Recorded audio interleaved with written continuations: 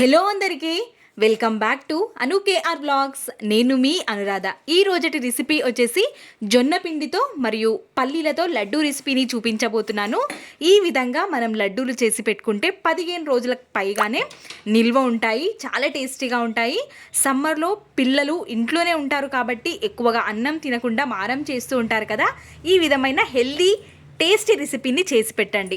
ముందుగా స్టవ్ పైకి ఒక గిన్నెని పెట్టేసుకొని 1 కప్పు వరకు పల్లీల్ని వేయించుకోవాలి. మనం మధ్యలో కలుపుతూ గింజ లోపల వరకు వేగేంత వరకు వేయించుకుంటేనే టేస్ట్ అనేది చాలా బాగుంటుంది. కాబట్టి ఈ విధంగా వేయించుకొని ఒక ప్లేట్లోకి తీసేసుకోవాలి. ఇప్పుడు అదే గిన్నెలోకి 2 స్పూన్ల వరకు గుండు మినపప్పుని కూడా తీసుకొని వేయించుకోవాలి. మంచి సువాసన వస్తుంది. అప్పటి వరకు వేయించుకోవాలి, మాడనివ్వకూడదు. ఈ విధంగా వేయించుకొని పల్లీలు తీసుకున్న ప్లేట్లోకి వేసేసుకోవాలి. మళ్ళీ అదే గిన్నెలోకి 1 స్పూన్ వరకు నెయ్యిని యాడ్ చేసుకోవాలి. నెయ్యి కరిగిన తర్వాత కొంచెం వేడైన తర్వాత ఇందులోకి 1/2 కప్పు వరకు జొన్న పిండిని యాడ్ చేసుకోవాలి. మనం జొన్న పిండిని నేతిలో వేయించుకుంటాం కాబట్టి మంచి రుచికరంగా వస్తుంది. స్మెల్ కూడా చాలా బాగా వస్తుంది. ఈ విధంగా మంచి స్మెల్ వచ్చినప్పుడు స్టవ్ ఆఫ్ చేసుకొని చల్లారేంత వరకు పక్కన ఉంచుకోవాలి.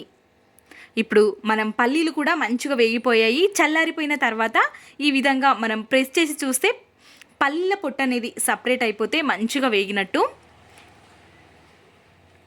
ఇప్పుడు ఒక మిక్సీ జార్ని తీసుకొని ఇందులోకి పల్లీలని పొట్టుతో సహా వేసేసుకోవాలి.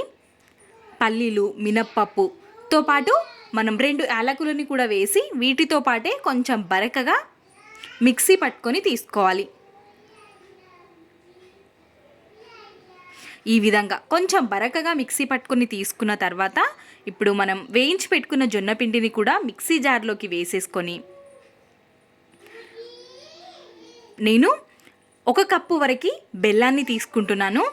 మీకు ఇంకా ఎక్కువగా స్వీట్ తినే వాళ్ళైతే 1.5 కప్పు వరకు కూడా తీసుకోవచ్చు. నేను కొంచెం మైల్డ్ స్వీట్తో ఉండడం కోసం 1 కప్పు వరకు తీసుకొని ఈ విధంగా మెత్తగా అయ్యే విధంగా మిక్సీ పట్టుకొని తీసుకున్నాను.